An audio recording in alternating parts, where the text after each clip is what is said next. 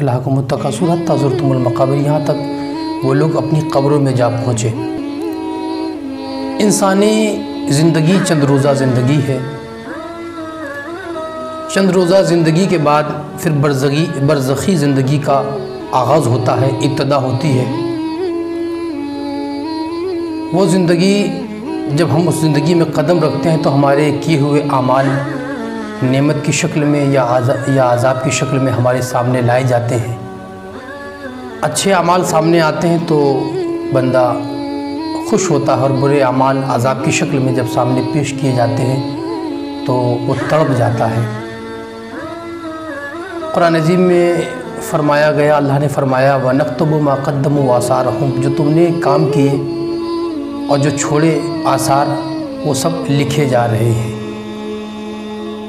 तो हमारे सारे आमाल रोज़ के इन्ना अलैकुम लहाफ़िज़ीन किरामन कातिबीन, कि हमने तुम पर ऐसे लोग लगा रखे हैं जो सुबह शाम तुम्हारी हर बात की नोटिस लेते हैं, हर बात को लिखते हैं। तुम आज़ाद नहीं हो।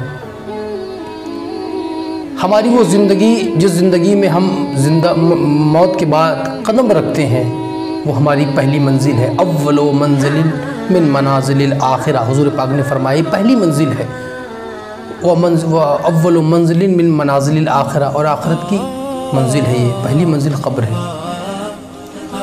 और आखिरी मंजिल भी यही है। तो जब इस मंजिल की तरफ हमारा जाना हो तो हमें अच्छी तैयारी करना चाहिए।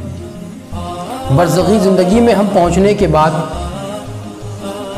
हमारे आमाल हमसे मुनक़ता हो जाते हैं, हमारी नेकियां हमसे दूर हो जाती हैं, हमारे अच्छे बुरे सारे काम हमसे जुदा हो जाते हैं। अब हम चाह के भी नेक आमाल नहीं कर सकते, अब हम चाह के भी नेक काम नहीं कर सकते। अब हम इतनी ताकत नहीं रखते कि हम सदका करें, खैरात करें, नमाज़ पढ़ें, रोज़ा रखें। ये हमारे ताब में नहीं, हमारी ताकत में नहीं। मरने के बाद मुर्दे से पूछा जाए कि तुम अब वापस अगर तुम्हें अल्लाह ज़िंदगी अता करे, हदीस शरीफ में है कि अगर तुम्हें इस बार फिर ज़िंदगी अता की जाए और तुम दुनिया में जाओगे तो क्या करोगे? तो मुर्दा कहता है कि हम अब दोबारा अगर मुझे अल्लाह पाक ज़िंदगी अता फ़रमाए तो मैं सिर्फ़ अपने रब की बंदगी करूँगा, अपने रब की इबादत करूँगा और दुनिया में कोई काम नहीं करूँगा। ये एक मरने वाली की ख्वाहिश है। तो अभी हम ज़िंदा हैं, ज़मीन पे चल रहे हैं, अल्लाह की नेमतों से फ़ैज़ उठा रहे हैं और ख़ुद रब की रहमतों से मालामाल हो रहे हैं। तो हम इस वक्त क्यों नहीं अच्छे अमाल करते? इस वक्त हम क्यों नहीं अपने रब से अपना ताल्लुक़ जोड़ते, अपने रब से मोहब्बत क्यों नहीं करते? मरने के बाद एक फिर मंजिल आती है और उसकी मंजिल के मामलात अलग अलग होते हैं। सबसे पहले मुर्दे को नहलाया जाता है, गुस्ल दिया जाता है। इन तमाम मामलात से फारिग होने के बाद उसके अजीज़ व अहबाब उसको लाद कर कब्रगाह तक पहुँचाते हैं। फिर वही चंद हज़रात अपने हाथों से उसको कब्र की मिट्टी में बराबर कर देते हैं और फिर उसकी इब्तदा होती है, बरज़खी ज़िंदगी की इब्तदा होती है, जहाँ कोई यारो मददगार नहीं होता।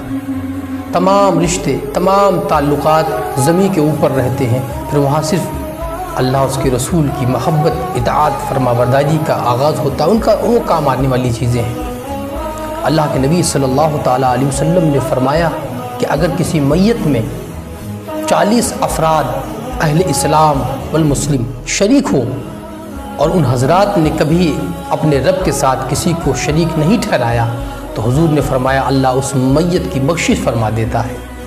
दूसरी हदीस में हुजूर पाक अलैहि सलाम ने फरमाया कि अगर किसी मैयत में 100 अफराद शरीक हैं तो अल्लाह पाक उन 100 अफराद के सदक़े में अगर वो 100 लोग उस मैयत की शफ़ाअत के लिए दुआ करें, उसकी बख्शिश और मग़फ़िरत की अल्लाह से दुआ करें, हुजूर ने फरमाया उन 100 अफराद की बख्शिश और मग़फ़िरत की दुआ पर अल्लाह उस मैयत के तमाम गुनाह माफ़ फरमा कर उसे बख्शिश का परवाना अता फरमा देता है।